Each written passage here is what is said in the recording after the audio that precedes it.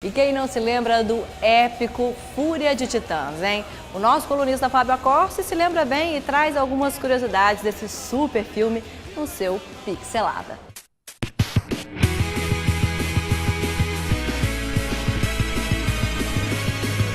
Aê, Pixelada, beleza? Tudo bem? Hoje eu queria falar sobre mitologia. Isso sempre rende assunto, filmes muito legais.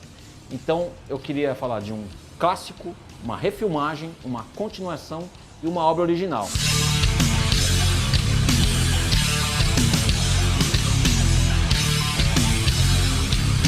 O clássico é Fúria de Titãs. Quem cresceu vendo Sessão da Tarde, acha esse filme, né, tem uma certa saudade aí do negócio. Ele é de 1981. O papa do negócio, da técnica de stop motion, era um cara chamado Ray Harryhausen. Qual que é o detalhe interessante? Em 1977 já havia sido feito Guerra nas Estrelas. Esse filme é de 1981. Vamos dizer que poderia ter sido feito já com algum tipo de técnica diferente. Mas eu acho que o que faz esse filme ser legal e ser um clássico hoje é porque, para criar esses seres fabulosos, mitológicos, a Medusa, o Pégaso, foi feito com stop motion, e isso que traz o valor dessa obra. A continuação, Fúria de Titãs, praticamente conta a mesma história, mas eu queria falar, na verdade, do segundo filme.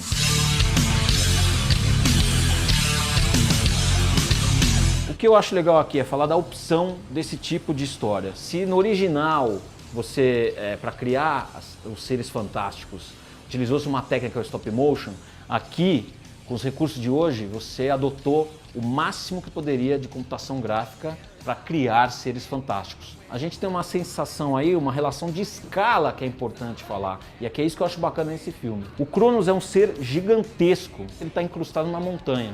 Então, não só da característica visual dele, você tinha também uma sensação de movimento que você tinha que passar. Se eu faço isso com um movimento muito lento, toma aqui, seus gregos malditos, como lava!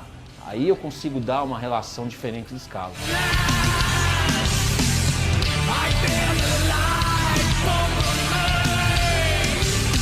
No mesmo filme, por exemplo, eu tenho outros seres fantásticos, como os Cíclopes, que nesse caso foram feitos através da captura de movimento de um jogador profissional de futebol americano, né, para que pudesse aí você ter a atuação de cada ser. Aqui eu também tenho criaturas que são maiores do que um ser humano convencional, mas eu estou falando aí numa escala de, vamos dizer, de 8 ou 10 pessoas. A atuação deles, seja correndo ou praticando qualquer outra ação, ela não precisa, por exemplo, desse artifício de uma diferença de velocidade para transmitir.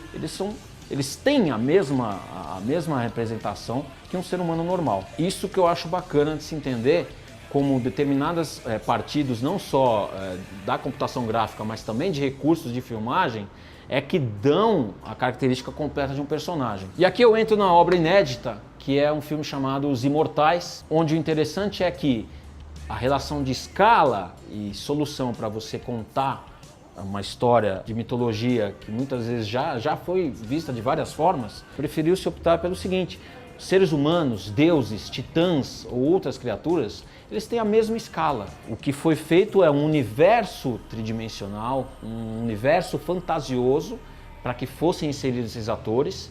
E aí você tem um clima, uma dramatização interessante talvez de um ambiente que é mais mitológico e mais afeito a você falar de lendas e coisas assim. Tem uma cena de batalha bem interessante. Os personagens que são os titãs, e que tem uma escala normal, natural de seres humanos e apenas uma direção de arte diferente, de figurino e de maquiagem, eles foram rodados numa determinada velocidade. Separadamente, você tinha o Deus sendo filmado, o ator que é o Deus, realizando ali os seus gestos, decapitando cabeças, enfim, numa velocidade totalmente diferente. Quando você juntava essas duas coisas, você transmitia exatamente isso. Pô, qual é a diferença entre um deus e um mortal? Eles se movem numa velocidade diferente dos seres humanos. São formas de você contar a mesma história. Criar seres fantásticos através da computação gráfica para que eles hajam integrados num cenário real, ou você adotar um cenário fantástico e aí inserir atores e utilizar aí um partido estético diferente em que você aborde e conte uma história. Então, muito obrigado, procure a coluna lá, principalmente se você souber explicar para mim como é que um cara que se torna chuva de ouro consegue seduzir uma mulher. Por favor. Obrigado, um abraço, valeu.